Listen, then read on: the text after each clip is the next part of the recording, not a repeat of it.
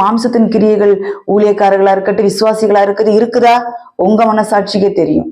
உங்க மனசாட்சிக்கு தெரியும். கோபங்கள், எரிச்சல்கள், வம்பு வார்த்தைகள், வீணான கெட்ட வார்த்தைகள், இப்படிப்பட்ட கிரியைகள் எல்லாம் இருக்குது. ஆண்டவர் அந்த கடிந்து கொள்ளுகிற மெசேஜை பத்தி நான் சொல்லும் போது, ஆண்டவர் புதிய ஏற்பாட்டுல ஆசீர்வாதத்தை வைத்திருக்கிறாருன்னு சொல்லி விவாதத்துக்கு வரக்கூடிய ஆட்கள் இருக்கிறாங்க. புதிய ஏற்பாட்டுல ஆசீர்வாதங்கள் இருக்குது, நான் இல்லைன்னு சொல்லல. எந்த ஆசீர்வாதம் இருக்குது? பூமியில உங்களுக்கு பொக்கிஷங்களை சேர்த்து வைக்காதிருங்கள் அப்படின்னு ஆண்டவர் சொல்லியிருக்கிறாரு. ஐஸ்வர்யவானாக வேண்டும் என்று பிரயாசப்படாதேன்னு இருக்குது. பூமியில உங்களுக்கு பொக்கிஷங்களை சேர்த்து வைக்காதிருங்கள, நீ பூமியில பொக்கிஷம் சேர்த்து வைக்காதேன்னு சொல்லிட்டார் ஆண்டவர். இந்த நாட்கள் என்ன நடக்குது? என்ன நடக்குது?